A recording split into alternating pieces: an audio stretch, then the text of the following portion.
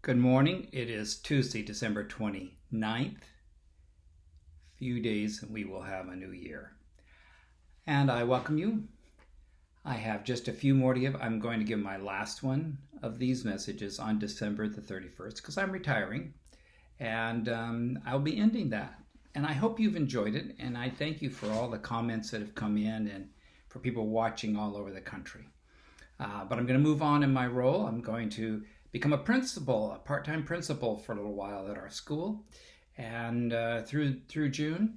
Hope that works out. I love the school and I love those children, and so I'll enjoy working with. We have a great staff at Naples Adventist Christian School, and wonderful teachers, and they inspire me just to be around them. So I want to share about unity together. Sometimes churches have great church fights, and it's really sad to see such church fights. But here's kind of a little poem thing about it, and it says, "Believe as I believe, no more, no less. That I am right, and no one else confess. Feel as I feel, think as I think. Eat as I eat, and drink as I drink. Look as I look, do as I do, then I'll have fellowship with you." Wait a minute, that was from Leslie Flynn in Great Church Fights. You have to do just as I am, and then we'll have fellowship. If you do exactly as that's not the case, is it? That's not the case of how things are to be, how things are to be and to have. And so we need to realize that we work with one another together. All right, here's another one that I'm going to share with you, and this from Gertlard, who was writing a little poem, and he has this thing about Hezekiah, which of course is not a book in the Bible, but Hezekiah 6:14. Hezekiah 6:14. Good luck at looking this up.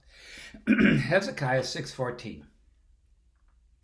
The reason mountain climbers, quoting, "The reason that mountain climbers are tied together is to keep the sane ones from going home." It's true.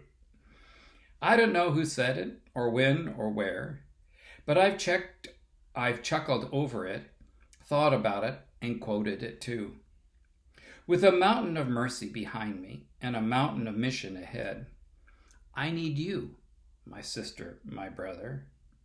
I need you tied to me, and you need me too. We need each other to keep from bolting, fleeing in panic, and returning to do the sanity of unbelief. Wise words, whoever said them. I've placed them in my Bible. They are my Hezekiah 6:14. The reason the mountain climbers are tied together is to keep the sane ones from bolting. I think that's so true. Well, unity is an important thing, and Jesus made that in his prayer. You know, we think of the Lord's Prayer as being Jesus's prayer. Well, yes, Jesus did give that prayer, "Our Father who art in heaven." We do that and we often quote that. But Jesus has, his real prayer is in John 17. And it is a much longer prayer. It is a powerful prayer. And he prays for his disciples. There's the first section of that as he prays for his disciples. Then you get down to verse 20 of John 17. And he starts to pray for you and me. Here's what I mean. Verse 20. My prayer, Jesus said, my prayer is not for them alone. I pray also for those who believe in me through their message, that all of them may be one. Father, just as you are in me and I in you, may they also be in us, so that the world may believe that you have sent me. There's more there you could read, but the unity that he calls between believers to work together, not to fight with one another. Churches can get into terrible church fights. I've been through some of the church wars, They're not pretty and they're ugly. But we've asked to work together in unity, listening to one another and working together. It would benefit all, I believe.